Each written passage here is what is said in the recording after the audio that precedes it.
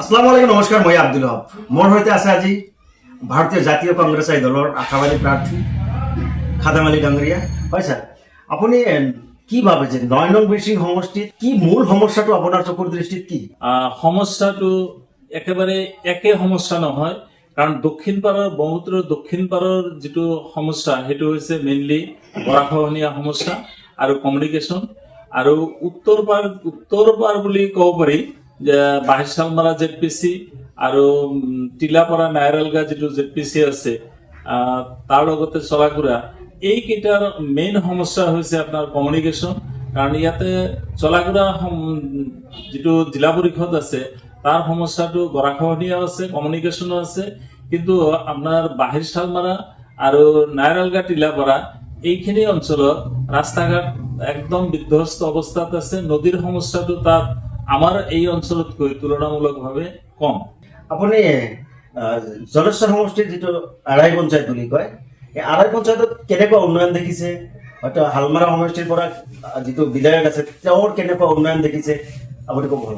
আমাৰ যিটো আৰাই পঞ্চায়তৰ যিটো অৱস্থা, আৰাই পঞ্চায়তৰ অৱস্থাটো আপোনাৰ যদি মেদত্তাৰী বুঢ়াবুঢ়ীৰ পৰা যদি আমি ষ্টাৰ্ট কৰোঁ, ব্ৰহ্মপুত্ৰৰ গৰাখহনীয়া তাত এতিয়াও চলি আছে, আৰু ইফালে যদি অহা যায় মেদত্তাৰীৰ এই মন্দিয়াৰ ফালৰ পৰা তলত নামনিৰ ফালে যিখিনি আহিছে, এইখিনি আহি আপোনাৰ বৰ্তমানে বালাটাৰী আৰু নামাচালা, ৱাহাব বাজাৰ, এই অঞ্চলবিলাক একেবাৰে বিধ্বস্ত কৰি পেলাইছে। গৰাখহনীয়া আমাৰ অঞ্চলৰ কাৰণে মেইন সমস্যা, আৰাই পঞ্চায়তৰ কাৰণে। আৰু দক্ষিণ শালমাৰাত যদি যোৱা যায়, দক্ষিণ শালমাৰাতো ৱাহাব বাজাৰ, ফকীৰগঞ্জ, তাৰ পাছত চটলাৰপাৰ, এনেকে ৰাবাটাৰী, এইবিলাক অঞ্চলেও আপোনাৰ গৰাখহনীয়া যথেষ্ট ক্ষতি কৰিছে। আৰু কমিউনিকেশ্যন বুলিবলেতো এটা ৰাস্তা যে কিমান বাৰ বনাইছে তাৰ মানে হিচাপ নাই, কিন্তু আমি এতিয়াও মানে সেইবিলাক ৰাস্তা মটৰেবল হোৱা নাই, যাতায়াতৰ কাৰণে বহুত অসুবিধা হৈ আছে। যদিও আমি নদীৰ এটা প্ৰান্তত আমি থিয় হৈ আছো, কিন্তু আমাৰ কমিউনিকেশ্যন বুলিবলৈ সিমান একো নাই। এতিয়াও জলেশ্বৰ সমষ্টিৰ যিটো আৰাই পঞ্চায়ত, এই আৰাই পঞ্চায়তৰ যিটো ভোটাৰবিলাক আছে তেওঁলোকৰ বিধায়ক আফতাবুদ্দিন মোল্লা এজন কংগ্ৰেছী সৈনিক হিচাপে, বিধায়ক হিচাপে আপুনি কি ভাবে তেওঁৰ সংগঠনটো ধৰি ৰাখিব লাগিছিল বা এই ঠাইৰ অৰ্থ অঞ্চলৰ উন্নয়নৰ কাম কৰিব লাগিছিল আপুনি ভাবনে? এই অঞ্চলখিনিতো এতিয়াও তেখেতৰ আণ্ডাৰতে আছে, কাৰণ আমি জলেশ্বৰ সমষ্টিতে আছো এতিয়াও। যদিও মানে আমাৰ ডেলিমিটেশ্যন হৈ গৈছে, ইলেকশ্যনটোতো হোৱা নাই। ইলেকশ্যন হোৱাৰ পাছত যেতিয়া নতুনকে বিধায়ক নিৰ্বাচিত হ'ব তেতিয়াহে তেওঁৰ দায়িত্ব আহিব, নতুন বিধায়কৰ।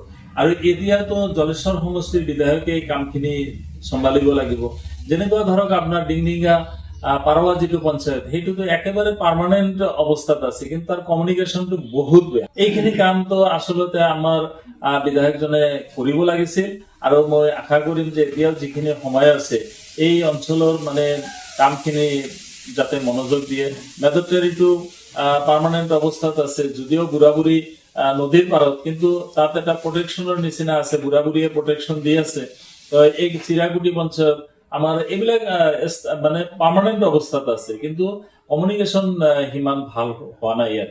হয়, আপোনালোকে ইমান সময় চাই আছিলে ভাৰতীয় জাতীয় কংগ্ৰেছ দলৰ আশাবাদী প্ৰাৰ্থী খাদেম আলীৰ লগত আব্দুল হকৰ সৈতে। আপোনালোকে এই কথাবিলাক নিশ্চয় চিন্তা চৰ্চা কৰিব। সঁচাকৈ খাদেম আলী ৯ নং বীৰসিং জৰুৱা সমষ্টিৰ যোগ্য প্ৰাৰ্থী নে, আৰু তেওঁ ভৱিষ্যত প্ৰজন্ম আৰু নৱপ্ৰজন্ম আৰু সমষ্টিৰ উন্নয়নৰ হকে কাম কৰিব পাৰিবনে?